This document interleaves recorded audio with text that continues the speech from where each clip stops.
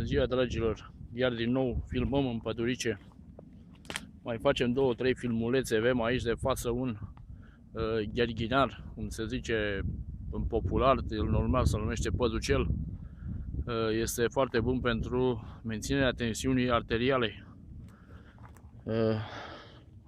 Aici jos avem un lan mic, încă de cucută, care știți că este foarte otrăvitoare.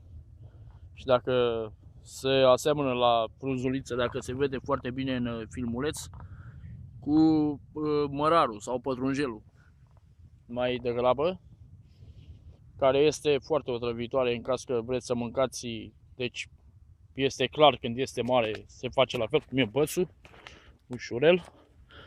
Avem aici de față o bucată de iască. Ia uitați-o. O bucată de iască. Deci vrem să o luăm și să încercăm să o facem cu bicarbonat de sodiu ca să putem să o aprindem cu amânarul. Foarte frumos. Avem aici laptele cucului care încă n-a ieșit.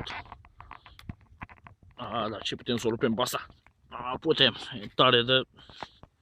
Deci nu se rupe. Avem aici de față rodul pământului, dar încă, pe cum se vede în filmuleț, rodul pământului, dar încă n-a ieșit, decât sunt doar frunzele. Știți că rodul pământului semnifică via, lanul de porumb, grâul și așa mai departe. Depinde ce are anul acesta respectiv.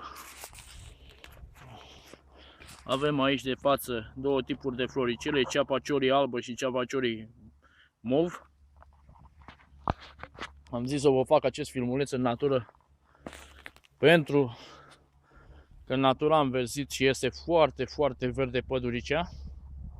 Deci este verde pe jos încă, la frunzișul la pomi încă n-a apucat să înverzească. Sunt câteva frunzulițe apărute, pe cum se vede în filmuleț. Încă nu au început să le dea frunza, numai gherghinarii văd că încă au început să înfrunzească. Sunt foarte frumoase. Așa. Avem aici de față frumos mai multe tipuri de lemn. Acesta este un oțetar, deci este un pui de oțetar care este foarte moale. Avem salcâm, lemn câinesc, mai multe tipuri de pomi. Dar asta în special este de salcâm, este o pădurice mică de salcâm. Așa. Am găsit și stejar, dar sunt încă bătrâni și, de fapt, sunt bătrâni și nu sunt înverziți. Ce să vă spun? Mai multe. Iar aici, iar tot la fel, o specie de floricele, de fapt, asta e ceapa ciorii, cum se zice în popular, nu știu numele ei cum se numește normal.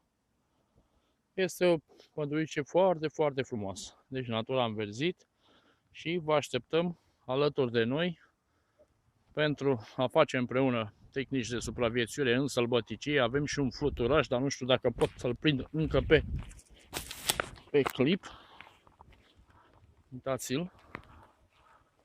Uitați-l acolo. Stai liniștit, mă, unde te duci? Zăpăcilă.